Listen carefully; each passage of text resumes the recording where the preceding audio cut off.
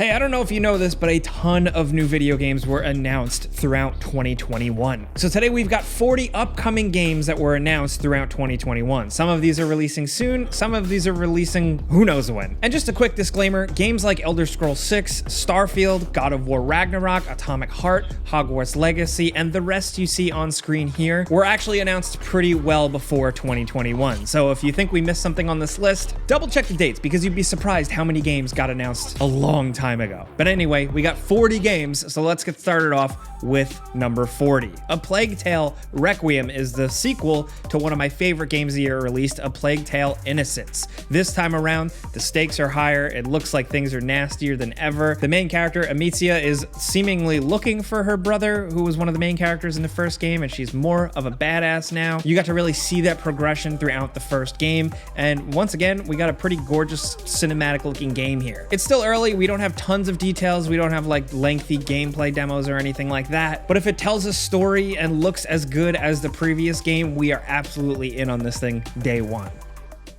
Now, next over at number 39, we have Sifu, a game we've talked about quite a bit here. It's one of our most anticipated games, and it's a 3D combat game developed by Slowclap, the people behind Absolver. Absolver had a really great fighting system, and it seems like they're taking that framework here and blowing it out into an awesome Kung Fu, John Wick, Matrix-style action experience, where most of the time it's you and a room full of dudes, and you need to kick their asses using the environment, your skills. There's a lot of mechanics going on here where it seems like you die, and every time you die, you come back and you're a bit older. The aesthetics, the combat, the gameplay here, everything looks really great, and we're really excited about it. Next over at number 38, a Nintendo game, Kirby and the Forgotten Land was announced, and this looks like Kirby in a post-apocalyptic hellscape. I mean, I'm exaggerating a little bit, but a 3D adventure Kirby game where he's exploring an abandoned, decrepit city is pretty cool. Kirby is obviously a mainstream character, but I still think among the gaming world, his actual games are pretty underrated, and it looks like the Forgotten Land might really surprise people because it looks sweet already. Now, next over at number 37, we also got a Splatoon 3 announcement in 2021, and it's more Splatoon, but seemingly bigger and badder. We know once again there is going to be a single-player story mode and a multiplayer mode. It seems like the setting is changed up here. It's a different place. Expect more modes, more customization, and more good old-fashioned Splatoon gameplay, which I think at this point they have nailed down really well. Next over at number 36, we have The Day Before. This game made a splash early 2021 for its ambitious concept. It's kind of like The Division mashed up with The Last of Us and The Walking Dead, and it seems to be pretty awesome. It's absolutely gorgeous as well. We've gotten tons of looks at gameplay since it was announced, and with all the gameplay concepts and the aesthetic and everything here, we've really kept our eye on it, and we hope it lives up to its lofty premise.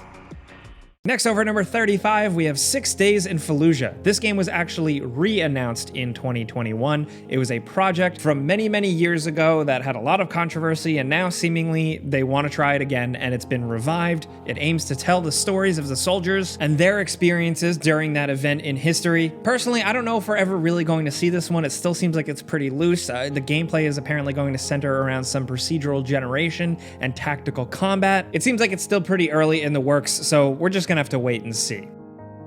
Now, next over at number 34, we have Isonzo, if I'm pronouncing that right. This is essentially a World War I first-person shooter specifically centered around the Alpine warfare. This game is set to be focused specifically around the Italian front and mountainous regions and the complications of mountain warfare that came with all of that. The glimpses we've gotten seem pretty cool. At this point, it's pretty hard to make a World War I, World War II first-person shooter feel unique, but it seems like they're cooking on something good here. Next over at number 33, we have Solstice. This is an action fantasy game with crazy over-the-top combat, as you're probably seeing on screen here, and it tells the story of 2 sisters. And interestingly enough, the combat involves you controlling both characters at once. One character is melee-focused and chaotic and crazy, where the other is more of an otherworldly force using different abilities on the battlefield. It's got a dark, gritty, sci-fi fantasy type of world, and seemingly, judging from the early marketing materials, some pretty dense world building and story. Also, not to mention the fact that it looks pretty gorgeous as well. This seemingly is coming in 2022, so maybe we'll be talking about it more soon. Now, next over at number 32, we have the Saints Row reboot, or just Saints Row. Now, this was announced earlier this year, and although aesthetically it looks a little bit different, the classic corny gang warfare type of stuff has kind of gone to the wayside. From a gameplay perspective, what we've seen here, it does seem like more Saints Row, and that to us seems like a good thing. We're still really curious to see how this one goes. Like, how do you inject new life into a franchise that, you know, a lot of us thought pretty much ran its course. It did everything it set out to do, and it got crazier and crazier. How do you pare that back down to earth and make it more interesting? It seems like we've got a new setting, a new city here, but some of that stuff is still very TBD. Still, if it's just an open world chaos crime game, we'll take it. We'll try it. Hopefully we're playing that soon. Next over at number 31, we have Frostpunk 2, which is the sequel to the incredible Frostpunk, the absolutely crushing and challenging top-down city builder strategy political planning style game. We personally really love the original game. It was really satisfying, it was really challenging, and there wasn't really anything else like it. You know, if you're playing City Skylines or you're playing Civilization or Age of Empires, you haven't seen anything like Frostpunk, and presumably Frostpunk 2, where the decisions come down to who you're gonna feed, who you're gonna keep warm. It makes every single little strategy decision so intensely challenging. Hopefully this one is as good as the first. Now, next over at number 30, we have The Outer Worlds 2. Yes, that's right, they're making another one. That was announced earlier in 2021, and frankly, we don't know too much about it yet. It is technically going to be an Xbox and PC game now that the developer Obsidian is owned by Xbox. It seems like they decided to continue that brand forward, and if anything, hopefully it just continues the trend. We really liked The Outer Worlds. It was like a very Obsidian, classic Fallout style RPG with a lot of cool dialogue and character decisions, and some pretty compelling characters. So hopefully they can just really amp it up for the sequel. More planets, more things to explore, more cool side quests. If you're a fan of RPGs like this, usually you typically just want more. And thankfully, it seems like we're getting that. Next over at number 29, we have Boundary. Technically, I'm cheating a little bit with this one. This was announced before 2021, but it really got blown out with information in 2021. And this is that NASA astronaut first-person shooter. You're a straight-up astronaut with a gun. That's really all I need to say about that. It seems pretty cool.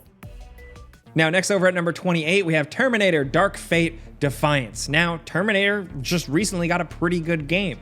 Here, we're getting a Dark Fate branded game, Defiance. This is an RTS in the war of the future. Terminator games recently haven't had a very good track record except for Terminator Resistance, so hopefully that makes Defiance a little better, but we'll have to wait and see.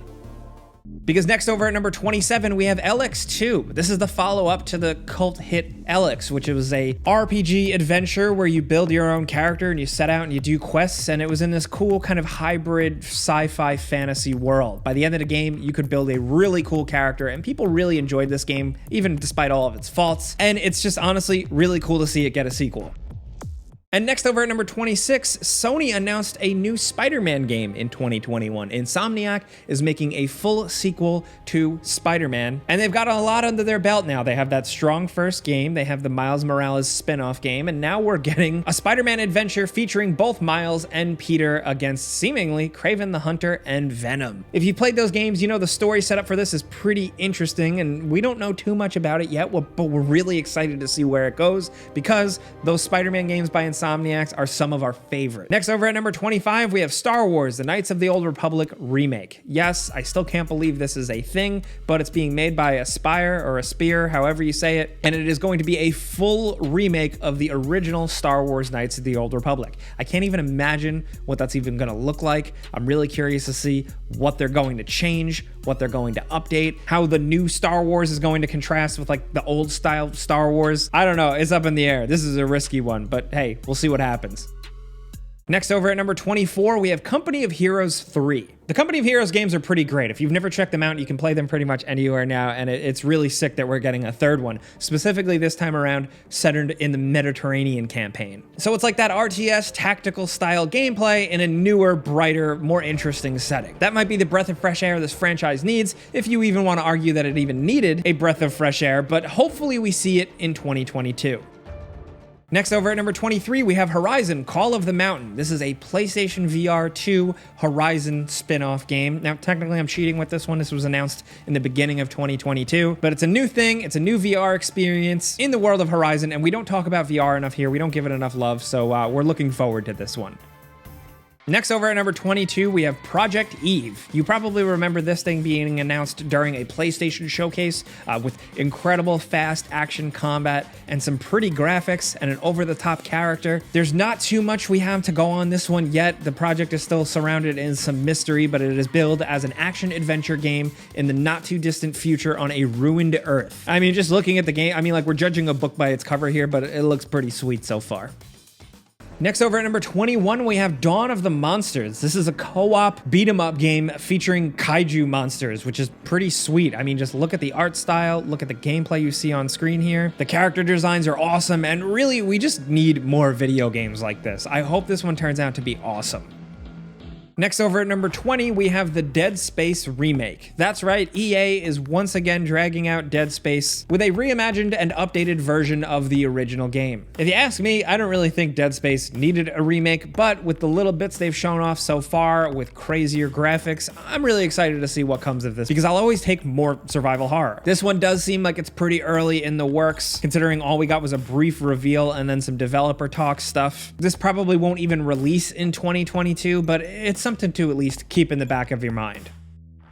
Now, next, over at number 19, we have Star Wars Eclipse. This is an upcoming Star Wars adventure developed by Quantic Dream, the people behind Detroit Become Human, Heavy Rain, you know, those types of story-based games. Now, this studio used to have an exclusivity deal with PlayStation, but now apparently they are free to develop multi-platform games, and their first one is going to be a Star Wars one. It's going to be a High Republic joint, meaning it takes place in the past in like this newer official Disney Star Wars canon version of the Old Republic, technically. And all we got was a cinematic trailer with some cool elements and some flashy visuals. If you like cool Star Wars stuff, like I know I certainly do, I'm gonna keep an eye on this one. I know I've been saying that about like every game on this list, but hey, that's what we do.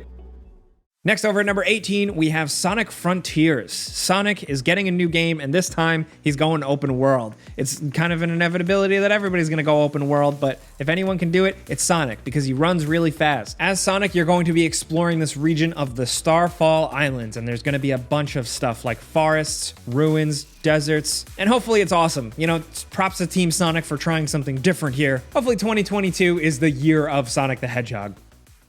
Next, over at number 17, we got the announcement of Arc Raiders. This is a free-to-play third-person sci-fi shooter where you're fighting with your friends against alien robots. It sounds really simple and honestly sounds kind of generic, but the gameplay and announcement trailer for it actually looks pretty sweet. We all watched this and we couldn't help just be like, oh yeah, we'll probably check that out. I mean, it's free to play, so let's see what happens. And thankfully, it's launching in 2022.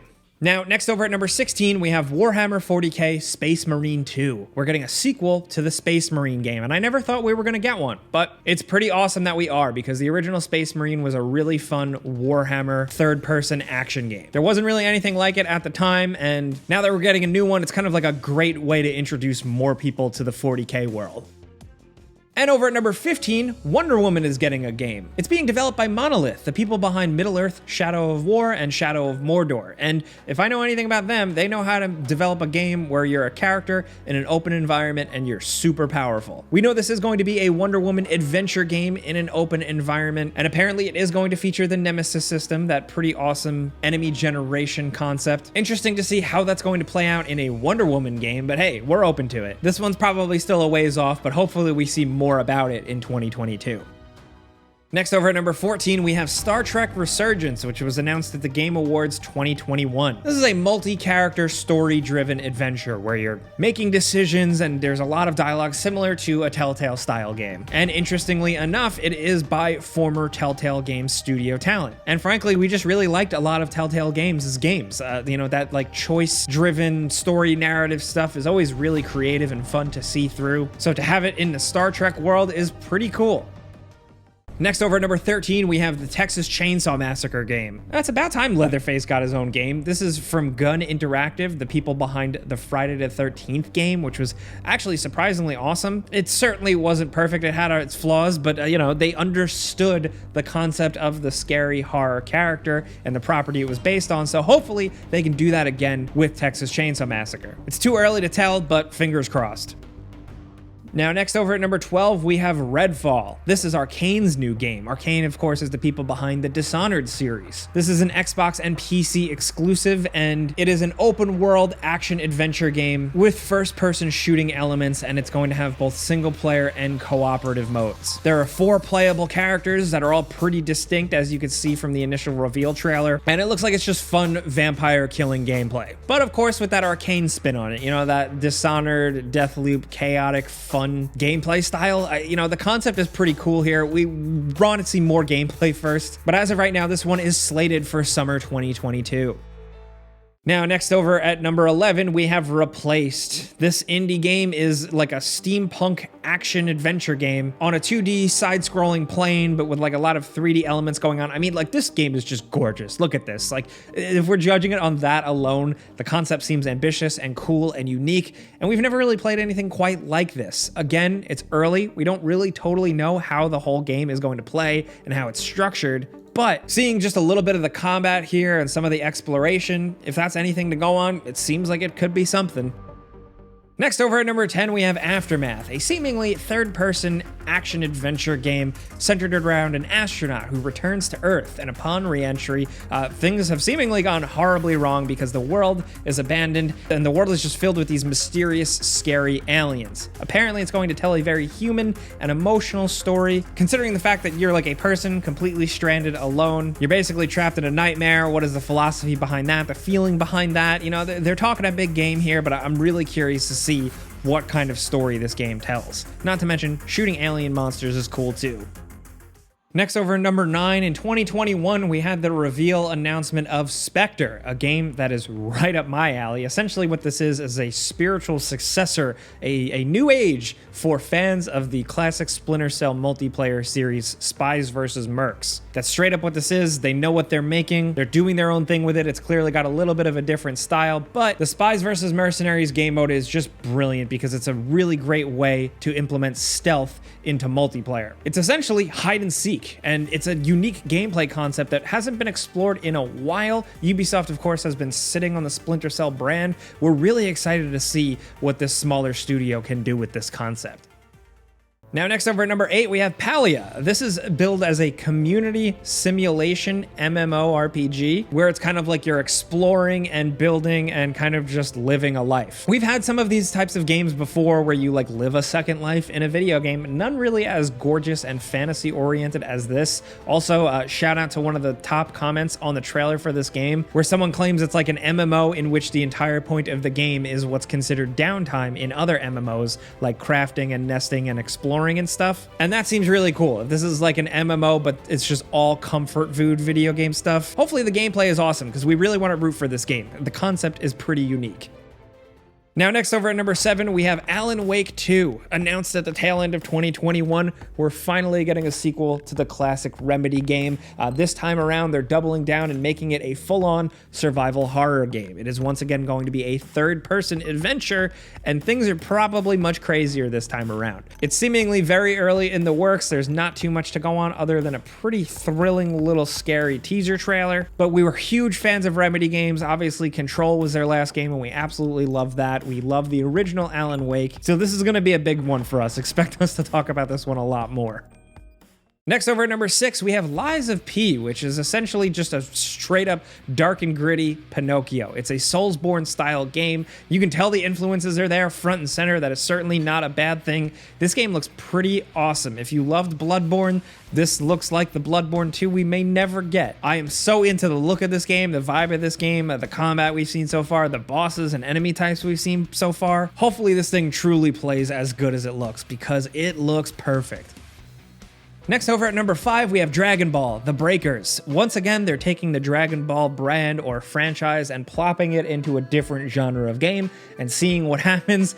This time around, it is a 1-on-7 online asymmetrical action game where 7 normal humans are trying to survive the Raider, who is essentially someone playing as a classic Dragon Ball villain like Cell or Frieza, and you're like a total badass, so you and your friends have to work together to survive against Cell, Buu, or Frieza using teamwork, your wits, and some cool gadgets like a grappling hook. This one is just a wild idea. I'm really curious to see how the hell this one works out because it's really a wild card if you ask me. Now, next over at number 4, speaking of wild cards, we have Marvel Midnight Suns. This game had been rumored and leaked for a while, and it was announced in 2021, and essentially it is a Firaxis game set in the Marvel world. So it's essentially like XCOM, but with Marvel characters. That's being a little bit reductive. There's a bit more to that, but Firaxis, of course, is behind so many classic games like the Sid Meier games, Civilization, and like I mentioned, XCOM. So dumping Marvel into that formula could be pretty cool, especially because it's exposing mainstream audiences to more comic book style concepts, and we're getting to see cool characters and just cool stuff going on that you don't see in your everyday Marvel movie. With some of that tried and true Firaxis gameplay, which I feel like they always have on point, there could really be something cool here. Next over at number 3, we have Bitcraft, which is billed as a sandbox MMORPG that encourages a bunch of different play styles, from farming to hunting and crafting to city building and social strategy, and not just focusing on just combat, which that right there sounds like a breath of fresh air. They are hyping it up as a completely new kind of MMORPG, and we're really excited to see if that can stick. I mean, the art style is cool, the world's pretty gorgeous. The little glimpses we've seen of gameplay so far do look compelling, and it's going to be in pre-alpha, and it's probably going to take a while for this thing to truly develop, but it sounds unique, sounds different, so we're going to keep an eye on it. Now down to number 2, RoboCop Rogue City was announced in 2021. And if anybody had a new RoboCop game on their bingo card, you probably didn't have it on your bingo card. As a big RoboCop fan, I did not expect anything like this, and it's pretty early on. We don't know too much about it, but it is from the people behind Terminator Resistance, which I mentioned earlier in this video. While it wasn't a perfect video game, it definitely seemed to kind of understand the source material. So with RoboCop Rogue City, it seems like it's going to be a first-person shooter set right up in old Detroit. Like, it is just a RoboCop game in the classic movie RoboCop world. Apparently there are going to be some decisions involved, and you know, RoboCop's prime directives and just how you enact the rule of law. Really excited to see where this one goes. Hopefully they have the budget to make something cool, because you know what, we just don't get enough RoboCop anymore. We're starting to finally get some looks at the newest James Cameron movie, the follow-up to 2009's Avatar. It seems like it's been forever. And Frontiers of Pandora is an open-world action-adventure game set in this massive world and brand that they're trying to build up here. It's being developed by the people behind The Division, which is pretty cool, actually. If anything, I think they know how to build compelling and interesting and detailed worlds. But it's also being published by Ubisoft, and you know, some things typically come with Ubisoft games that a lot of players don't like. Still, it's fun to dunk on the Avatar movies, but we like them, and we're curious to see what comes of a video game. Those are 40 games announced pretty much throughout 2021 that we wanted to highlight, but that's all the stuff you need to know. That's the stuff that interested us, so we want to hear from you guys in the comments. What interests you? Is there something that was announced in 2021 specifically that we didn't include on this list? Let us know. Now, if you had fun or you learned about a new game, which is the point, this is what we're trying to do, all you got to do is click the like button. It really helps us out. And if you're new, consider subscribing. Maybe even hit that notification bell, because we put out videos every single day. But as always, thanks for watching. We'll see you guys next time.